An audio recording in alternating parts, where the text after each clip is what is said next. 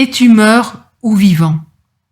Dans les temps que nous traversons, je crois que c'est une question qu'il est impératif de nous poser.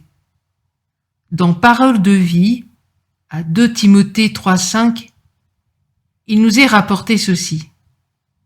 Ils feront semblant d'être fidèles à Dieu, mais en réalité, ils rejetteront la puissance de la foi.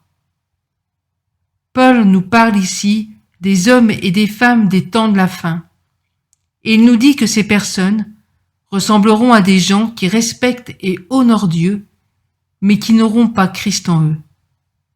Ne croyez-vous pas, mes amis, que nous en sommes là?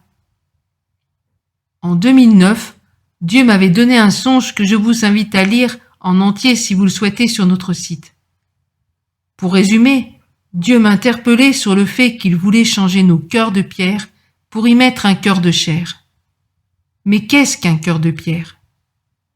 Un cœur de pierre est un cœur qui ne ressent plus rien, un cœur qui est devenu insensible. Nous sommes devenus, pour la plupart d'entre nous, insensibles aux interpellations du Saint-Esprit quant à notre état de cœur, au mal que nous disons ou faisons.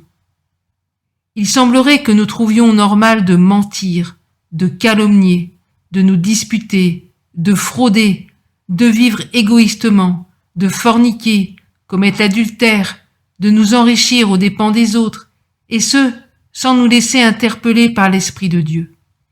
Nous sommes morts, insensibles à quoi que ce soit.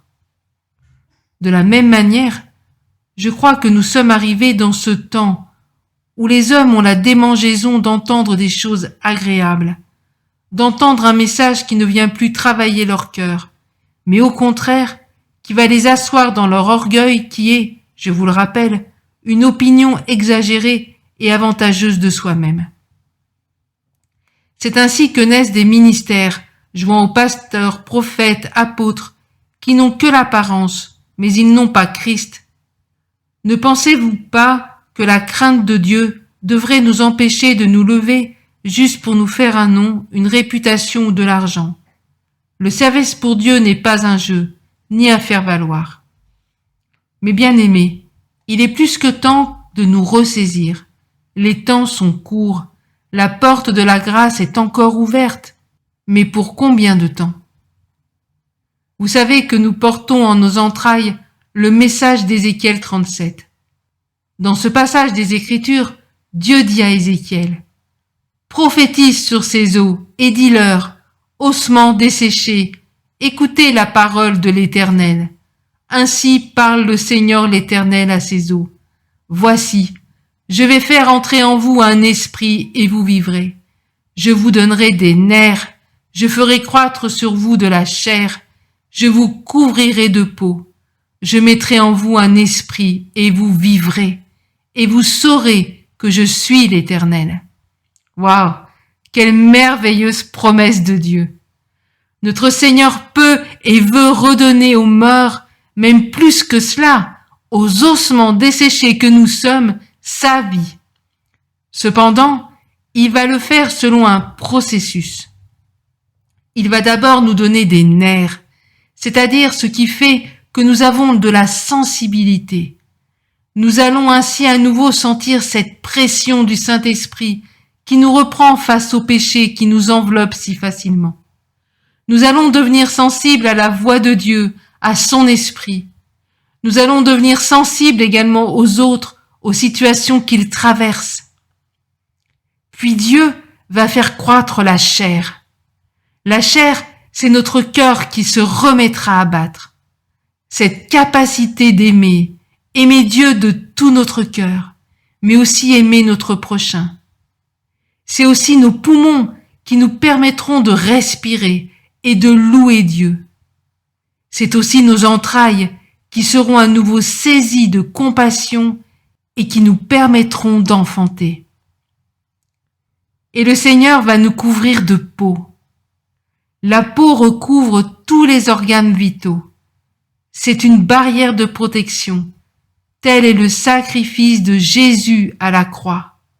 Lui qui est notre bouclier, notre protecteur, mais surtout notre justice. Puis l'Esprit viendra des 4 vents. Il soufflera sur nous et nous serons enfin capables, car remplis de l'Esprit de Dieu, de nous tenir sur nos pieds. Oui, nous serons debout, debout face à l'ennemi de nos âmes, debout face à la tentation et au péché, debout pour entrer dans les œuvres préparées d'avance par le Seigneur. Enfin, nous formerons une armée nombreuse, très nombreuse. L'armée de Dieu est en marche pour son roi des rois, une armée puissante, remplie du Saint-Esprit, avec un cœur brûlant d'amour pour Dieu. Alors, je te repose maintenant la question. Es-tu mort ou vivant? Dis-leur. Je suis vivant, dit le Seigneur l'Éternel. Ce que je désire, ce n'est pas que le méchant meure, c'est qu'il change de conduite et qu'il vive. Revenez, revenez de votre mauvaise voie. Et pourquoi mourriez-vous, maison d'Israël? Ézéchiel 33, 11.